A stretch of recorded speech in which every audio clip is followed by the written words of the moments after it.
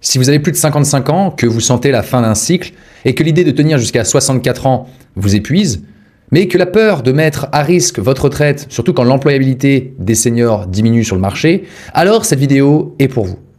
Alors, est-ce trop tard, à mon âge? Suis-je trop vieux pour négocier?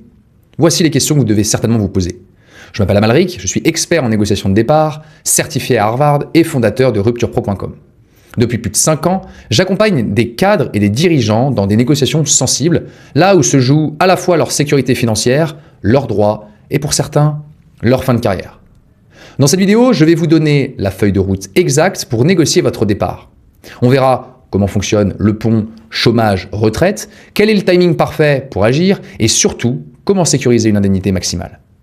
Je répondrai aussi aux questions que vous vous posez sûrement. Suis-je trop vieux pour ça? Pourquoi mon employeur dirait oui? Ou encore, est-ce que le rachat de trimestre est plus intéressant? Et nous commençons immédiatement par le principe fondamental que vous devez maîtriser. Pour un senior, le chômage n'est pas un trou dans une carrière. C'est un pont parfaitement légal qui vous permet de cesser de travailler tout en continuant de valider les trimestres manquants pour une retraite à taux plein. Alors à chaque fois, je vais citer les sources, comme là, la DARES, les seniors sur le marché du travail de 2024, ou encore l'INSEE, avec l'article sur l'emploi et le chômage des 55-64 ans, ou encore Le Monde, les plus de 50 ans laissés à la porte des entreprises. Alors, le mythe du travailler jusqu'à 64 ans sera la première partie. Avant toute chose, regardons la réalité en face.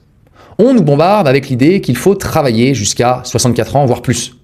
Mais les chiffres racontent une autre histoire. Selon les données récentes, en 2024, le taux d'emploi des 60-64 ans en France n'était que de 42,4%. Alors qu'est-ce que ça veut dire? Eh bien simplement que bien avant l'âge légal, une majorité des seniors ne sont déjà plus en poste. Donc l'image du pot de départ le jour de son anniversaire est un cliché. La plupart des carrières s'arrêtent avant, voire bien avant. Et souvent, pas de la manière la plus douce. Les raisons, vous les connaissez peut-être un peu trop bien. L'usure physique et mentale après 40 ans de carrière. Le sentiment d'être mis au placard, de voir les projets stimulants confiés aux plus jeunes. La pression d'une direction qui veut rajeunir les équipes et qui vous voit donc, à tort, comme un coût ou un frein au changement. Alors face à ça, beaucoup de seniors se sentent piégés. Partir? Mais pour aller où? Et comment vivre? Rester? Mais à quel prix? À quel prix pour sa santé et pour sa motivation? Et c'est précisément là que la rupture professionnelle passe du statut de simple fin de contrat à celui d'outil stratégique. Alors il ne s'agit pas de profiter du système, comme diraient certains, il s'agit de comprendre les règles du jeu, des règles que votre employeur, lui, maîtrise parfaitement. L'idée est de transformer une situation subie, la fin d'un cycle, la mise à l'écart, en une action choisie et maîtrisée. La rupture n'est plus un échec, mais c'est la première étape d'une retraite bien préparée. Là encore, regardez ces stats de la DARES, le taux d'emploi des 60-64 ans, 42,4% en 2024. Ou encore ici, l'Eurostat, Employment Rates of Older Workers in Europe. Voilà. Donc ça me permet de passer à la deuxième partie, qui est ce fameux principe clé, le pont chômage-retraite. Alors j'entends déjà une question cruciale, puis-je vraiment utiliser le chômage pour tenir jusqu'au taux plein sans être pénalisé? La réponse est le concept central que vous devez maîtriser. Pour un senior finalement, le chômage n'est pas un trou dans le CV, c'est un pont. Un pont qui vous transporte de votre vie active à votre retraite, sans vous faire tomber dans le ravin de la perte de droits. Alors comment ça marche? Grâce à une règle d'or, simple mais souvent méconnue. Notez-la bien. Chaque période de 50 jours de chômage indemnisé par France Travail valide un trimestre de retraite. Donc je répète, 50 jours de chômage payé équivaut à un trimestre validé. Alors bien sûr, vous ne pouvez pas valider plus de 4 trimestres par an, comme lorsque vous travaillez. Et le meilleur, c'est que c'est automatique. France Travail transmet directement les informations à l'assurance retraite. Donc vos trimestres s'accumulent pendant que vous commencez à profiter de votre temps. C'est une révolution dans la façon de voir sa fin de carrière, vous me direz. La plupart des gens pensent que le chômage va créer un trou dans leur relevé, dans leur retraite, et forcément faire chuter leur pension. Eh bien, c'est faux. Pour un salarié qui a cotisé toute sa vie, le chômage indemnisé est un droit au maintien. C'est un mécanisme de solidarité que vous avez financé et qui est conçu pour assurer la continuité de vos droits sociaux, y compris la retraite. Donc en négociant une rupture professionnelle, vous ne négociez pas seulement une prime de départ, vous négociez l'accès à ce pont. Vous négociez le droit de transformer du temps indemnisé en trimestre validé. Donc le chômage devient l'outil qui comble l'écart entre votre départ de l'entreprise et la date de votre retraite à taux plein. Alors regardez ici, France Travail, quels sont mes droits à la retraite pendant le chômage? Ou encore ici, service public, le chômage indemnisé et retraite, 50 jours égale un trimestre. Là, l'assurance retraite, chômage et retraite, ce qui est validé. Donc vous pouvez vérifier toutes ces sources. Maintenant, parlons du timing stratégique. Votre âge est un vrai atout, un atout maître. C'est souvent là que les doutes s'installent. N'est-il pas trop tard pour moi? Suis-je pas trop vieux pour négocier? Y a-t-il un âge minimum ou optimum pour lancer une procédure? La réponse est simple. Votre âge n'est pas un frein. C'est votre principal levier de négociation. Mais il faut agir au bon moment. Alors, je vais faire 3 scénarios. Scénario A, la fenêtre de tir qui serait de lancer la procédure avant l'âge légal. Donc, c'est de loin la situation la plus idoine pour négocier. Si vous avez entre 57 et 62 ans, vous êtes dans la golden window, je dirais. C'est la fenêtre en or. Pourquoi? Parce que si vous perdez votre emploi à 57 ans ou plus, votre durée d'indemnisation peut aller jusqu'à 27 mois, 822 jours. Donc si je prends le cas de Marc, 59 ans, il lui manque 8 trimestres pour le taux plein. Encore 2 ans à subir la pression? Impensable pour Marc. Donc Marc va négocier une rupture et va ouvrir ses droits pour 27 mois. Donc vous faites le calcul simple. 822 jours divisé par 50 jours, ça fait grosso modo 16,5, 16,4. Donc il peut donc valider jusqu'à 16 trimestres. Donc c'est bien plus que les 8 qui lui manquent. Il peut donc attendre sereinement sa retraite à taux plein. Le pont a parfaitement fonctionné. Vérifiez encore l'UNEDIC, indemnisation chômage et proximité de la retraite, ou encore France Travail, durée d'indemnisation des seniors. Scénario numéro 2, le scénario B, ce serait de jouer le maintien. En gros, c'est d'agir après l'âge légal, mais sans le taux plein. Alors ici, la situation se complexifie un petit peu, parce que beaucoup croient qu'à l'âge légal, le chômage s'arrête net. Eh bien ça, c'est faux. Donc si vous avez atteint l'âge légal, disons 64 ans, alors bien sûr, ça va dépendre, peut-être que vous êtes en carrière longue, ça va dépendre de votre année de naissance, bref. Mais si vous avez atteint l'âge légal, on reste sur 64 ans, mais qu'il vous manque des trimestres, vos droits peuvent être maintenus jusqu'à l'obtention de votre taux plein, et au plus tard jusqu'à 67 ans. Mais ce maintien n'est pas automatique. Vous devez cocher une liste de conditions exigeantes, avoir atteint l'âge légal, ne pas avoir le taux plein, avoir déjà perçu au moins 1 an de chômage et justifier au moins 12 ans d'affiliation à l'assurance chômage et puis surtout avoir travaillé au moins 1 an en continu dans les 5 dernières années. Et il y a aussi d'avoir validé au moins 100 trimestres. Voilà, au moins vous avez une liste, c'est clair et précis. À ce moment-là, la rupture reste une option, mais le pont est plus étroit. Vous pouvez vous renseigner ici avec France Travail qui décrypte bien le maintien des allocations jusqu'à la retraite à taux plein, ou encore cet article sur la cessation du chômage à l'obtention du taux plein. Troisième scénario, le scénario C, c'est que vous avez atteint le taux plein. Donc on ne cherche plus un pont, on vise un chèque. Lorsque vous avez atteint l'âge légal et le taux plein, l'enjeu, et ça arrive que ce soit à peu près au même moment, l'enjeu du chômage disparaît. On ne parle plus de pont social ni de maintien des droits.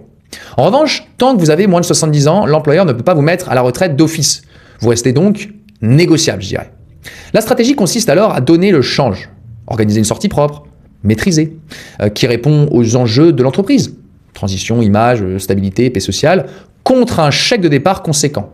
Autrement dit, on n'optimise plus ses droits futurs, on monétise la fin de la relation. Cela étant dit, le timing le plus favorable pour cumuler montant plus levier reste tout de même 3 à 6 ans avant le taux plein. Là aussi, regardez, France Travail l'indique bien, fin des allocations à l'âge légal et au taux plein. Là aussi, le service public, avec l'article sur la mise à la retraite par l'employeur 67-70 ans. Tout est sourcé. Partie numéro 4, c'est la boîte à outils du négociateur. Vous allez me dire, mais en fait, Amalric, comment je fais pour obtenir un oui? Eh bien maintenant, l'objection principale, que j'entends à chaque fois, c'est oui, mais à quelques années de la retraite, pourquoi mon employeur accepterait la rupture? Il n'a aucune raison de me payer maintenant, il n'a qu'à attendre que je parte. Eh bien, c'est une erreur de perspective. Vous n'allez pas quémander, vous n'allez pas demander, vous n'allez même pas proposer un accord gagnant. Non, l'enjeu n'est pas de convaincre frontalement, ni de formuler une demande explicite. La vraie stratégie repose sur l'ingénierie sociale et l'influence. Créer progressivement le cadre mental dans lequel la séparation devient, pour l'employeur, la solution la plus évidente, la plus rationnelle et la moins risquée. Alors vous ne dites jamais « je veux partir ». Vous donnez le change, vous parlez d'avenir, de projection, d'organisation, de fluidité, de responsabilité. Le présent est tel qu'il est, l'avenir nous appartient, je dirais. Donc vous installez un dissensus doux, vous soulevez des questions, vous ouvrez les angles morts, jusqu'à ce que l'idée de séparation émerge de son côté. Et c'est exactement ce que nous détaillons dans notre vidéo dédiée ici aux 7 leviers de négociation. Alors je n'entre volontairement pas dans les techniques ici pour une raison simple, ce n'est jamais un levier isolé qui déclenche un oui, mais c'est leur combinaison, dans le bon ordre et au bon rythme, au bon moment, avec les bons mots. Donc ce qu'il faut retenir, c'est ceci. Une rupture négociée réussie, surtout en fin de carrière, n'est pas une demande bien formulée. Non, c'est une conclusion à laquelle l'employeur pense être arrivé seul. Et c'est précisément là que se joue la différence entre subir son départ et le monétiser intelligemment. Alors vous pouvez regarder aussi cet article, Conflict in Dismissal, de Carey & Schoffer 2024. Si vous me suivez depuis longtemps, j'en parle souvent de Carey & Schoffer, puisque c'est eux qui, dans une analyse, arrivent à montrer que 89% des demandes de rupture amiable sont refusées en France. 89%. Carey & Schoffer. Là aussi, bien sûr, Harvard Business Review, Why Employees and Employers Fail to Negotiate Efficient Exits. Très intéressant. On avait la partie, quand l'argent est sur la table, l'énorme avantage fiscal que vous ne devez pas rater avant de partir à la retraite. Et c'est vraiment un point souvent négligé. Mais c'est un avantage financier colossal. Quand vous partez à la retraite, votre indemnité est taxée comme un salaire. Et une rupture conventionnelle, en grande partie de votre indemnité, sera exonérée d'impôts sur le revenu et de cotisations sociales jusqu'à un plafond élevé. Mais attention, si je puis dire, alerte rouge. Cet avantage fiscal disparaît complètement si vous signez la rupture après avoir atteint l'âge légal auquel vous pouvez liquider votre retraite. Donc dans ce cas, votre indemnité devient entièrement imposable dès le premier euro. Donc le timing est donc doublement crucial. Pour une indemnité de 80 000 euros, par exemple, la différence entre ce que vous avez touché dans votre poche peut se chiffrer en dizaines de milliers d'euros. Donc ce qui est important, c'est de vous rappeler la chose suivante. Dès lors que vous franchissez l'âge légal du départ à la retraite, tout ce que vous allez toucher dès le premier euro sera fiscalisé. Donc tout ce que vous pouvez faire avant peut changer la donne. Parce qu'il y a une grande partie, tout ce qui est grosso modo, j'ai fait une vidéo là-dessus où j'explique plus en détail, mais tout ce qui est grosso modo d'indemnité légale, ce qu'on va appeler indemnité de licenciement, c'est la base, va être net. Ensuite, le supralégal sera imposé grossièrement, je grossis le trait, seulement sur la CSG-CRDS, jusqu'à grosso modo 95 000 euros. Mais c'est important de l'avoir en tête. Dès que vous dépassez l'âge légal de la retraite, tout ce que vous touchez est imposé dès le premier euro. Donc, c'est du brut et vous prenez des impôts. Pas la même histoire. Donc vraiment, soyez vigilants là-dessus. Voilà, ici, un petit article de l'URSSAF sur le régime social de la rupture conventionnelle. Là, le BOFIP, fiscalité des indemnités de rupture. Et bien sûr, le service public, là encore, avec le plafond annuel de la sécurité sociale, le PASS, grosso modo les 95 000 dont je vous ai parlé. Donc, soyez vigilants là-dessus. Maintenant, parlons un petit peu de la sécurisation de votre, je dirais, atterrissage. Quand on arrive sur une négo, il y a un moment, il faut atterrir, voilà. Et surtout éviter le trou des revenus. Alors, vous avez signé l'accord. C'est très bien, bravo, félicitations. Maintenant, il vous faut gérer la transition pour ne pas vous retrouver sans revenu.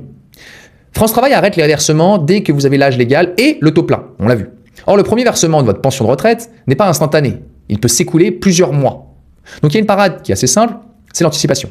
Une fois inscrit à France Travail, vous connaissez la date exacte à laquelle vous aurez votre taux plein. La règle d'or, c'est de déposer votre dossier de demande de retraite au moins 4 à 6 mois avant cette date butoir. Si votre taux plein est atteint, je sais pas, le 1er juillet 2027, déposez votre dossier complet en janvier ou en février 2027. Ainsi, forcément, la jonction sera parfaite entre le dernier versement de France Travail et le premier de votre caisse de retraite. Là aussi, regardez l'assurance retraite, quand demander sa retraite ou encore le service public, les délais de traitement des pensions, c'est lourd, c'est fastidieux, c'est comme ça, c'est la France. Alors vous l'avez compris, loin d'être un pari risqué, la rupture conventionnelle est l'outil le plus puissant dont dispose un senior pour piloter sa fin de carrière. Alors ce n'est pas une fin, c'est une transition intelligente. Ce n'est pas un aveu de faiblesse, mais c'est un acte de contrôle. En utilisant ce fameux pont chômage-retraite, le maintien de vos droits, vous pouvez transformer des années de labeur potentiellement pénibles en une période de sérénité tout en sécurisant à 100% la pension que vous méritez. Alors vous avez la feuille de route, maintenant vous connaissez les règles, vous connaissez le timing, les arguments, le pouvoir est revenu de votre côté. Utilisez-le bien. Si cette vidéo vous a ouvert les yeux et redonné le contrôle, le meilleur moyen de nous soutenir est de vous abonner et de partager à vos petits copains, à vos voisins, à vos membres de la famille. Cliquez, activez la cloche et ne manquez aucun de nos prochains conseils pour optimiser votre carrière et votre négociation de départ.